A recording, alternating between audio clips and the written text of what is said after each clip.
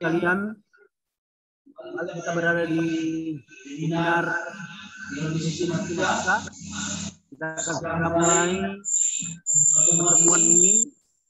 Minta kesediaan Ibu Yuliani untuk membuka kita di dalam doa. Saya Pak? Ya Bu. Oh, iya. Kurang. Sore, salam semuanya. Mari kita akan memulai webinar kita. Kita akan tundukkan kepala untuk berdoa kepada Tuhan.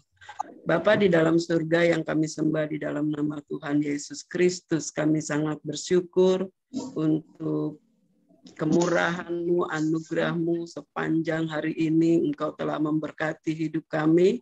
Dan saat ini kami bisa duduk bersama-sama di webinar ini. Dan kami mohon pertolongan dari Roh Kudus agar supaya apa yang akan dijelaskan oleh dosen kami, biarlah kiranya Engkau menolong, memberikan pencerahan agar supaya tangkap dengan baik ya Tuhan.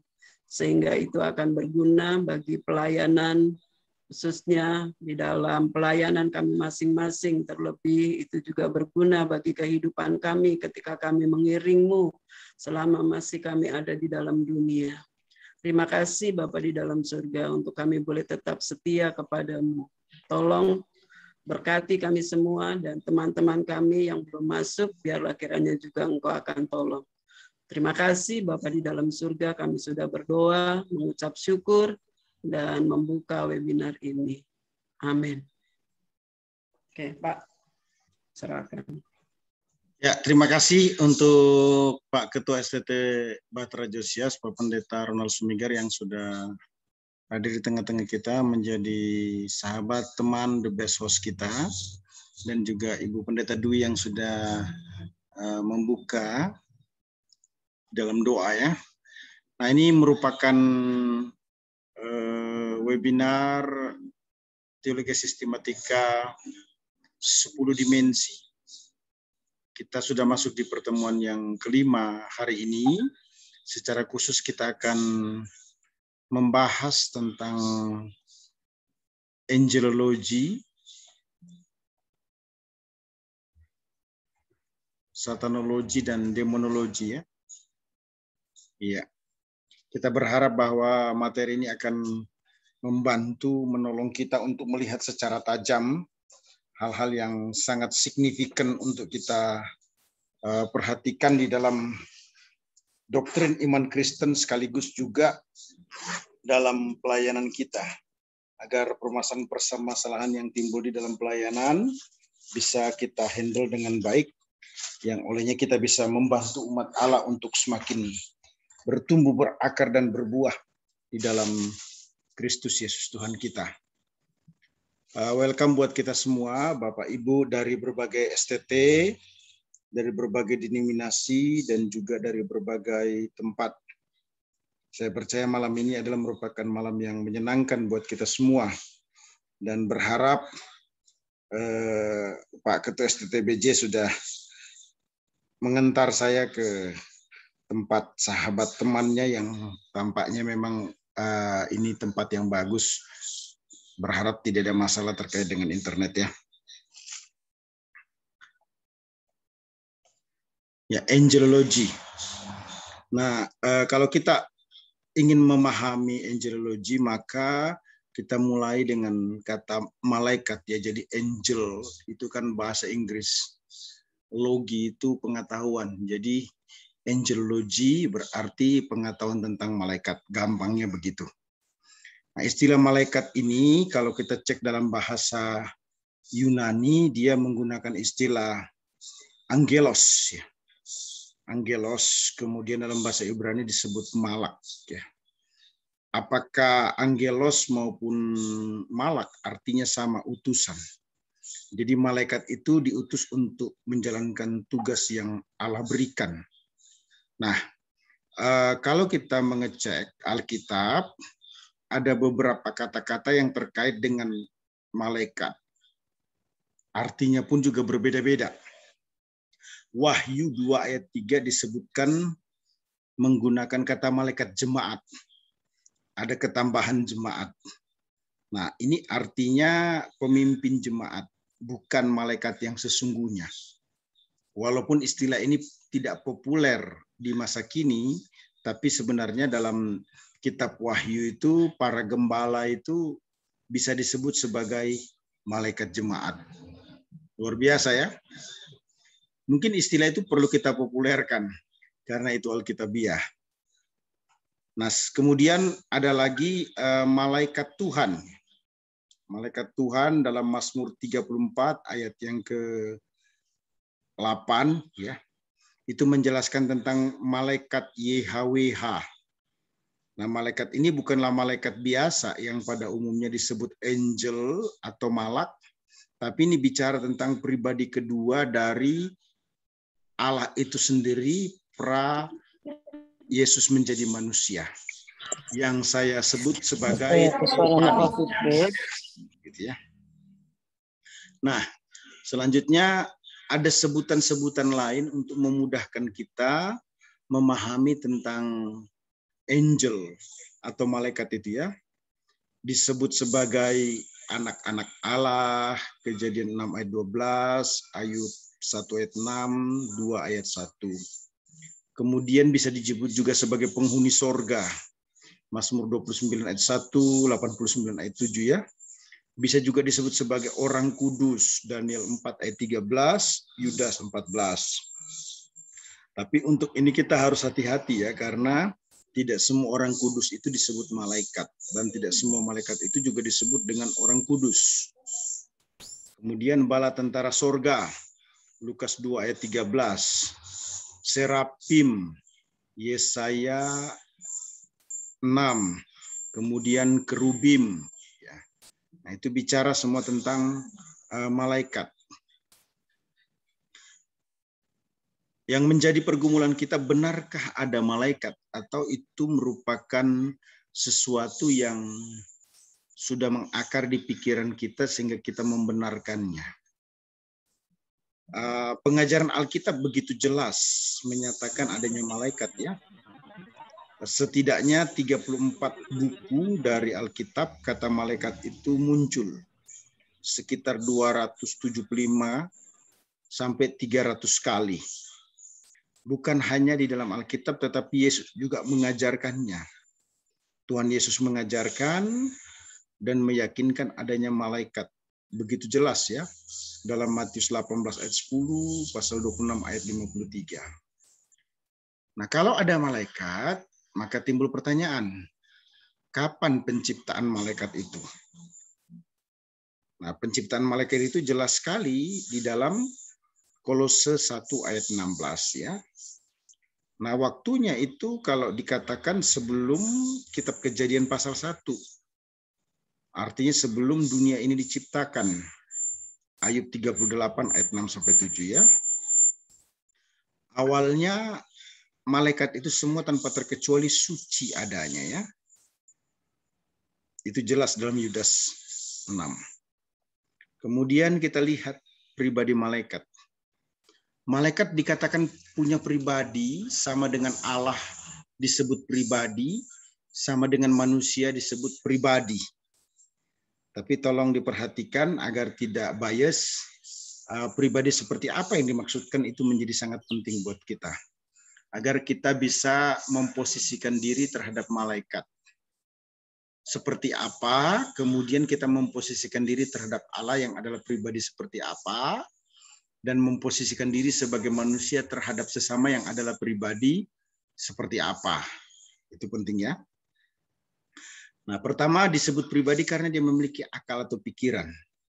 Jadi ada nalarnya, ada logikanya itu malaikat ya. Dia bukan robot. 1 Petrus 1:12 ya.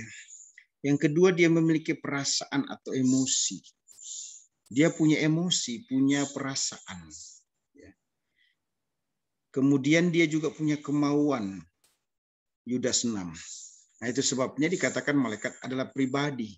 Karena dia bisa berpikir dengan nalarnya, dia bisa merasa dengan emosinya, ya, dia bisa bertindak dengan kemauannya. Ya. Selanjutnya, bagaimana keberadaan malaikat itu? Karena perlu diperhatikan bahwa malaikat ini tidak memiliki tubuh jasmani. Walaupun sebenarnya secara umum yang disebut dengan pikiran, perasaan, dan kehendak itu terikat dalam jiwa. Saya ulangi. Umumnya orang ketika berkata pikiran, perasaan, yang disebut emosi, pikiran disebut akal, kehendak yang disebut kemauan, itu terkungkung dalam jiwa. Nah, tapi bagaimana bisa memahami malaikat yang adalah oknum tidak memiliki tubuh jasmani? Ibrani 1 ayat 14 ya. Sementara tubuh dan jiwa itu tampaknya menjadi satu. Nanti kita akan belajar di pelajaran selanjutnya itu ya. Baik. Karena malaikat ini adalah roh, ya, maka dia tidak bisa makan dan minum. Dia tidak punya gender. Dia tidak bisa berjenis kelamin. Dia tidak bisa merasa hubungan antar gender secara seks. Nah, itu sebabnya tidak ada pengajaran yang membentulkan malaikat itu bisa bertambah karena berkembang biak. Itu penting ya. Dia tidak bisa berkembang biak karena dia tidak ada potensi. Tidak punya tubuh. Tidak bisa bersetubuh ya. Matius 22 ayat 30. Jadi jumlah malaikat ya dari dulunya sampai sekarang tidak berkurang dan tidak bertambah.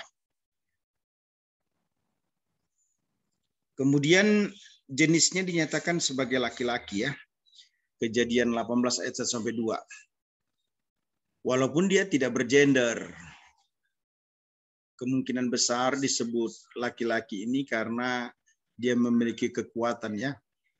Karena pada zaman dulu perempuan kan selalu dinilai sebagai pribadi yang lemah.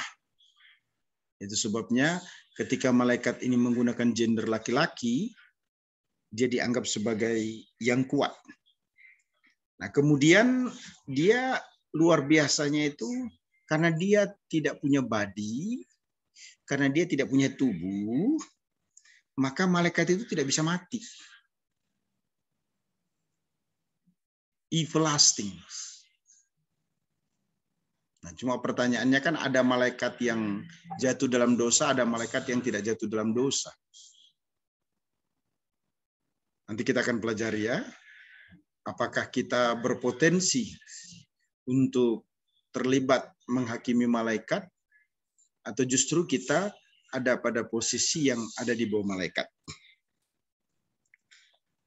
Malaikat itu berbeda dengan manusia.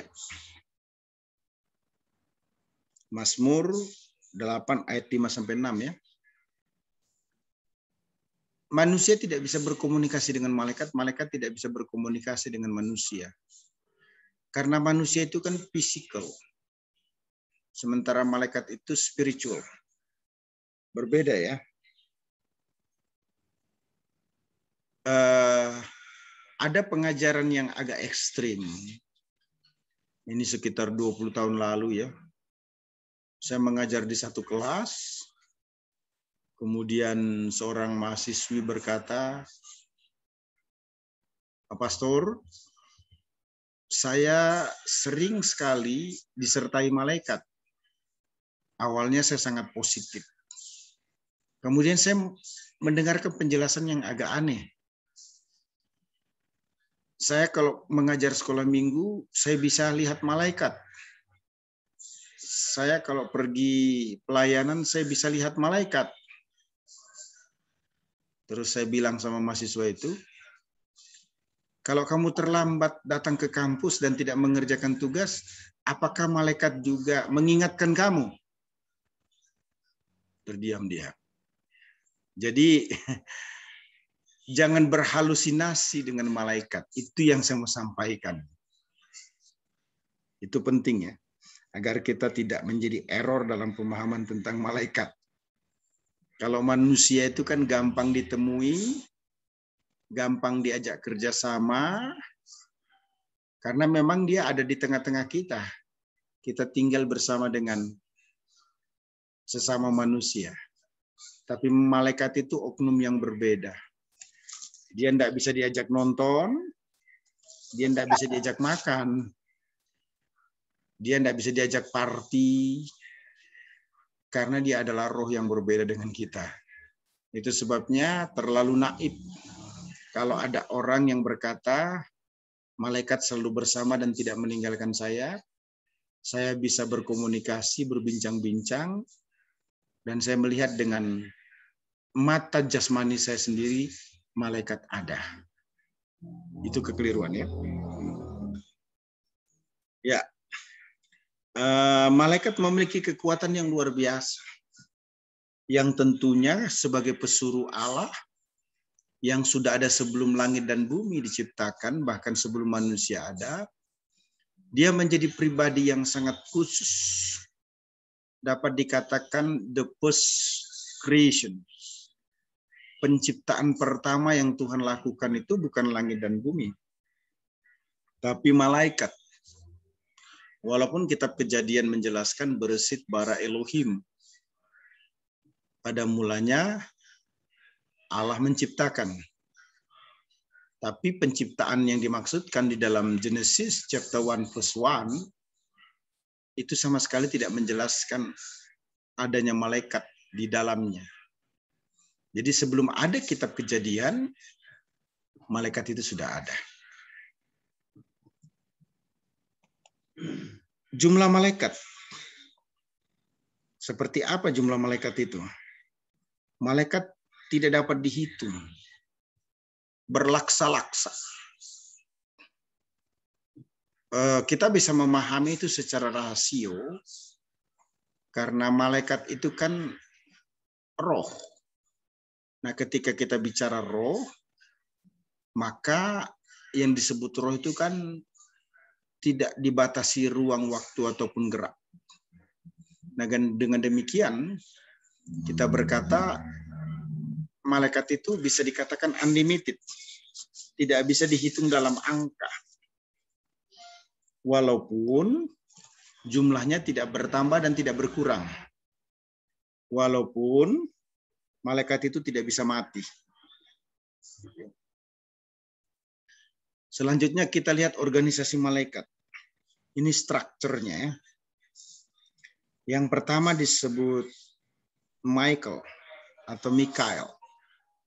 Jadi ketika ada anak kita, tetangga kita, teman kita namanya Mikael, wow, dia itu the top leader dari angel.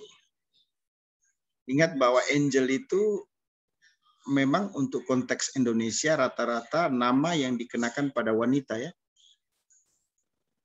Tapi sebenarnya hampir dapat dikatakan angel itu dalam naskah Yunani berjenis kelamin atau bergender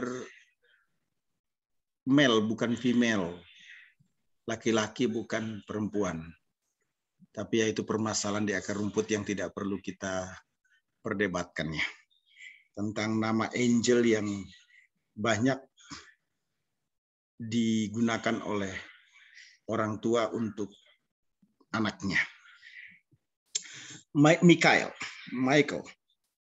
satu penghulu atau kepala. Nah, kalau kita cek Mikael dalam Daniel 12 ayat 1 dan 7, 1 Tesalonika 4 ayat 16, Yudas 9, Wahyu 12 ayat 7 sampai 9, maka Mikael ini artinya siapakah yang seperti Allah atau dikatakan panglima perang. Nah, jelas sekali ya bahwa Mikael ini adalah panglima yang punya pelayanan dalam semua periodisasi. Kenapa? Di zaman Musa dijelaskan Yudas 9. Di zaman Daniel dijelaskan Daniel 10 ayat 21. Yang tekanannya itu kepada Israel ya. Kemudian di zaman now hingga akhir dari tribulasi terjadi, itu juga dijelaskan Mikael berperan. Wahyu 12 ayat yang ke-7. Nah, kita memahami bahwa teks kitab Wahyu ini terkait dengan hal-hal yang terkait dengan eskaton atau akhir zamannya. Yang kedua adalah Gabriel. Gabriel artinya adalah Allah yang kuat. Gabriel ini berbeda dengan Mikael karena dia menjadi utusan yang spesifik. Pelayanan Gabriel ini juga ditujukan kepada Daniel 8 ayat 15 sampai 16. Ditujukan kepada Mary and Joseph, Matthew pasal 1 ayat 18, dan Maria dan Zakaria ya, Lukas 1 ya. Yang ketiga itu pemimpin-pemimpin terkemuka. Dijelaskan di dalam Daniel 10 ayat 13. Nah, dengan melihat 3 ini saja, masih ada sampai 9 ya, itu memberikan indikasi bahwa ada structure, ada position, ada function yang different dari setiap angel ini. Ya, memiliki jabatan atau fungsi. Yang keempat, malaikat-malaikat yang memerintah. Ya, Efesus 3 ayat 10. Kemudian penguasa-penguasa di sorga. Efesus 3 ayat 10. Kemudian juga disebut sebagai malaikat-malaikat pengawal atau pelayannya. Ibrani 1 ayat 14, Matius 18 ayat 10. Menjadi pertanyaan selalu, apakah setiap orang dikawal oleh malaikat? Kalau kita memperhatikan Kisah Rasul 12 ayat 15, dijelaskan Petrus itu dipercayai dikawal oleh malaikat. Kemudian Ibrani 1 ayat 14 terkait dengan keselamatan dijelaskan bahwa malaikat-malaikat diutus untuk melayani orang percaya. Ini konteksnya yang masa akan datangnya. Kemudian Mazmur 91 ayat 9 sampai 11 ada pengawalan malaikat atas Israel. Matius 18 ayat 10 itu menjelaskan setiap anak-anak itu dijaga oleh malaikat. Kemudian serapim. Apa itu serapim? Serapim ini sebenarnya istilah jamak ya. Serapim itu mengawali kebaktian terhadap Allah. Yesaya 6 ayat 1 sampai dengan 3. Serapim itu seperti Allah ya, tapi bukan Allah. Punya sayap 3 pasang yang kalau ditafsirkan secara alegori itu bisa bermakna 1, terbuka, artinya menyembah atau melayang-layang ya, artinya siap diutus. Kemudian menutup bagian bawah, artinya rendah hati. Maksud saya terbuka itu menyembah, kemudian melayang-layang itu artinya siap diutus, menutup bagian bawah itu artinya rendah hati. Nah, serap ini merupakan gambaran pribadi daripada kasih. Pembakar dalam artian memberikan fire, sehingga kita on fire, excited lah gitu ya. Dan mulia. Kemudian kerubim. Kerubim itu malaikat pengawal kesucian Allah ya. Kejadian 3 ayat 22 sampai 24. Dia punya sayap, dia punya kaki, punya mata, punya roda. Lagi-lagi ini tidak seperti Yesus yang menjadi manusia sejati. Yeskel 10 ayat 1-2, Mazmur 18 ayat 11 memberikan penjelasan bahwa malaikat kerubim ini adalah kendaraan Allah. Ya, seolah-olah Tuhan itu dibayangkan seperti manusia ya. Kemudian ada malaikat-malaikat pilihan. 1 Timotius 5 ayat yang ke-21. Gitu ya. Ya baik, kita lihat wujud malaikat. Apakah malaikat berwujud? Mungkin kalau mau menyatakan diri dia baru berbentuk. Nah, saya tadi menjelaskan kalau Yesus itu kan adalah Allah. Allah yang adalah roh. Malaikat juga adalah roh. Tapi pribadi yang diciptakan Allah. Sementara Yesus adalah pencipta. Nah, apa bedanya ketika Yesus menyatakan diri dalam bentuk manusia dengan malaikat yang menyatakan diri dalam bentuk manusia juga? Karena di dalam Alkitab malaikat bisa mengambil bentuk manusia. Itu jelas berbeda ya. Karena begini, malaikat ketika mengambil bentuk dia temporary. Sementara Yesus mengambil bentuk menjadi manusia daging, itu tidak temporary. Nah, malaikat itu tidak pernah dilahirkan dari rahim wanita. Yesus itu dilahirkan dari rahim wanita yang kita pahami bersama. Dia lahir dari kekudusan, bukan atas persetubuhan. Saya yakin sekali akan hal itu karena naskah Yunani menggunakan istilah parthenos yang makna utamanya bukan hanya perempuan muda, tapi yang paling utama itu adalah virgin. Kemudian bahasa Ibrani juga menggunakan istilah yang artinya sama. Kata yang digunakan adalah alma. Nah, alma ini juga bukan perempuan muda. Sebab perempuan muda bisa tidak virgin. Tapi Maria ini virgin. Artinya betul-betul bahwa Maria adalah pribadi yang suci, kudus adanya ya. Itu penting untuk kita ketahui. Nah, bedanya antara malaikat dengan Yesus ketika mengambil bentuk manusia, malaikat tidak permanen dalam mengambil bentuk yang berbeda. Kalau Yesus itu permanen. Mulai dari kelahirannya, itu sudah membuktikan bahwa dia manusia sejati. Yang tidak mengambil bentuk ataupun perubahan yang lain. Jesus coming to the world, ya, become flesh.